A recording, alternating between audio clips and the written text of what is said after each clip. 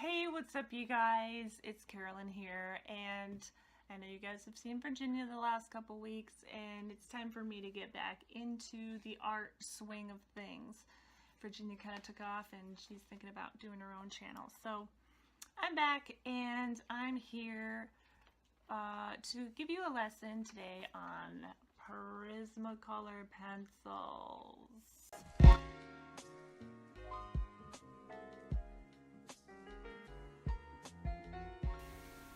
Okay, so we're going to start with the Tropical World Coloring Book Adventure by Millie Marotta because I just don't always have the inspiration to do my own line art. And what's great about these coloring books is there's so many lines. I'm going to use something that doesn't have such intricate detail because I want to be able to show you how to do the layers. But as you can see, this book is pretty cool, and I'm sure colored in it'll look even better. But I'm gonna go with this dragonfly type butterfly moth thing because there's a lot of woven spaces that I can use to show you like layering on a larger scale, because it's going to be small as is. So we're going to start here. Now the cool thing about these pencils is that they are unlike any other pencil. They can't be erased, so you're going to want to start with your light colors first. I started with a light green just because I figured that would be the base color for this picture, and I leave the middle white like that so that the natural highlight, like where the sun would be shining, I assume would be straight overhead. So I start with like a light green, and you're going to want to use the white to blend in your colors. Now, they do sell a clear pencil, which you can use to blend your colors together without, toning the color down a little bit. But as you'll see later in this video, I'm going to use other colors to kind of blend instead. So as I'm putting in this dark green, I'm also going to use a little white, but also the lighter green to blend in so it doesn't wash things out. Sorry. I've made some really cool pieces of art with the PrismaColor pencils, and most of the time people literally think that they're paintings because you can go that smooth. The trick to making it smooth and not leaving this, patchy crayon looking coloring is keeping the pencil sharp. So you'll see me stop and, sharpen my pencil a bunch of times because you really want that point to be really, especially on the edges there, like where I'm using this blue pencil. You really want the edges to be nice and crispy, so you're going to want to keep everything, nice and sharp. And that means sharpening your pencil a lot. So your pencils will get worn down faster than probably a normal pencil. In this part, I am adding the yellow for like a little bit of different shine. One of the coolest things I did learn at school was that using different colors that you normally wouldn't think to use as highlights or as shadows, like for instance, I used that dark blue instead of a black as a shadow on the edge to make it look round. But as I started working on the wings, I knew that there wouldn't be too much depth, so you would assume the wings are pretty flat, but I tried to still show some gradient a little bit there. And as I'm putting in this purple, you can see how it's a little bit spacey there. And then I go back in with the white to blend it in and make it look smooth.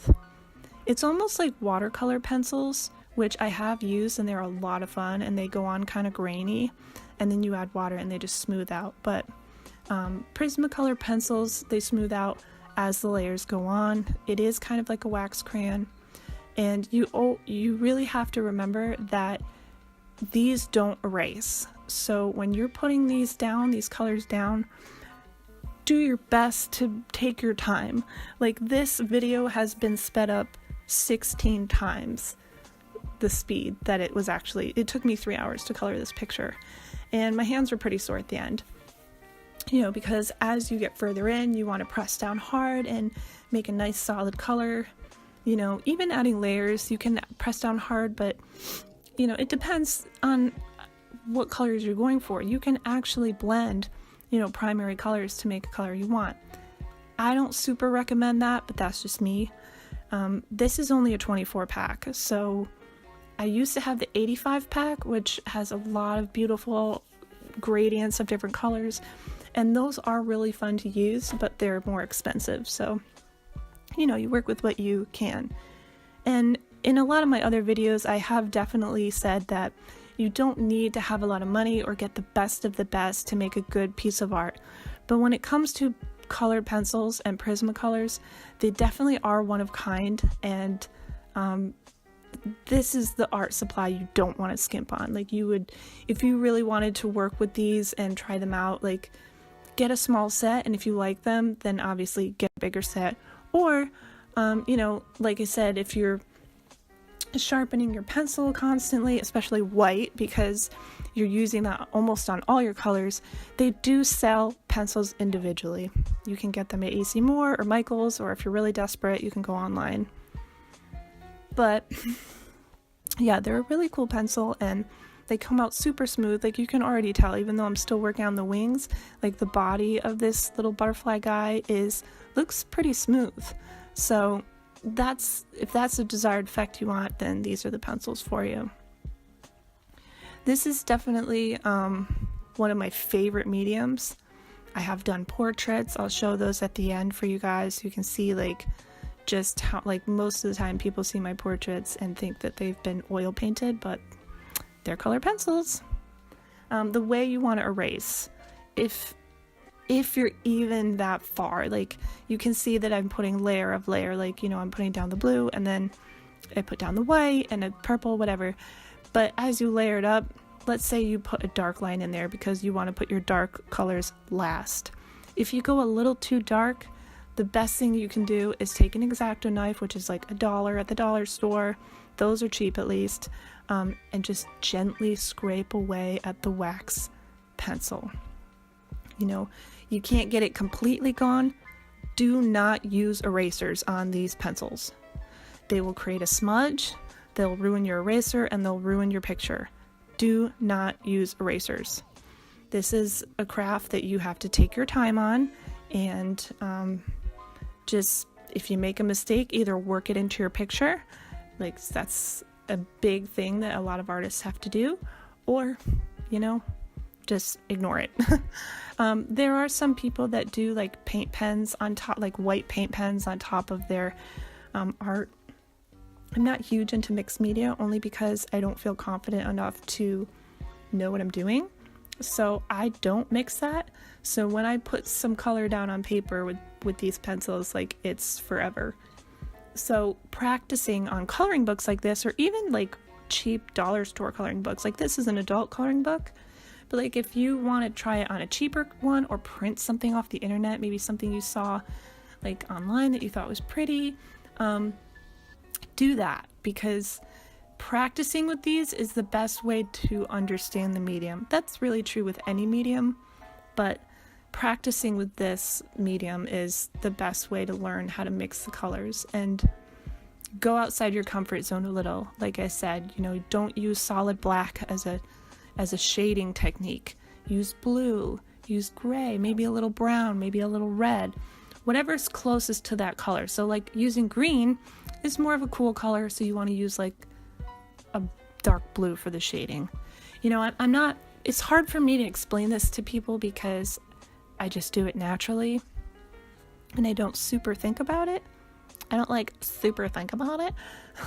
But over time you'll learn. You'll just learn how to do it. I don't know why I picked the colors I picked for this, and you can't really do it wrong, but all I'm gonna say is that it's a really, really fun medium. It makes some beautiful, beautiful pictures, and I hope that you guys try them out. Maybe if you really want to do something simple, go out to the art store and start with just a black, white, and maybe a gray, and learn to layer the 3 colors before you move on to blending colors, or see if you even like the pencil. It's always good to try things out, and you can find things pretty cheap on the internet. God bless eBay and Amazon. So just give it a try. And it's really, really soothing once you get used to it. And, you know, even if you're just not a serious artist and you like to color, this might be something for you too. You know, I haven't mastered markers. Maybe that's something I've been kind of afraid to try out.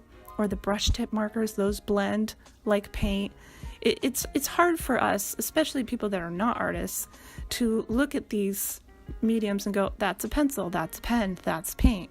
But, you know, they are used in different ways, so it's good to explore those ways. So for now, I'm just going to let you watch the rest of this as I finish up this pretty colorful little moth, and then encourage you to try your own coloring, and let me know. Tell me how you made out with it. Tell me your troubles, or ask me questions. I can try and answer them for you. Other than that, just enjoy the coloring. Do a little meditation, and have a good day. Okay? Okay.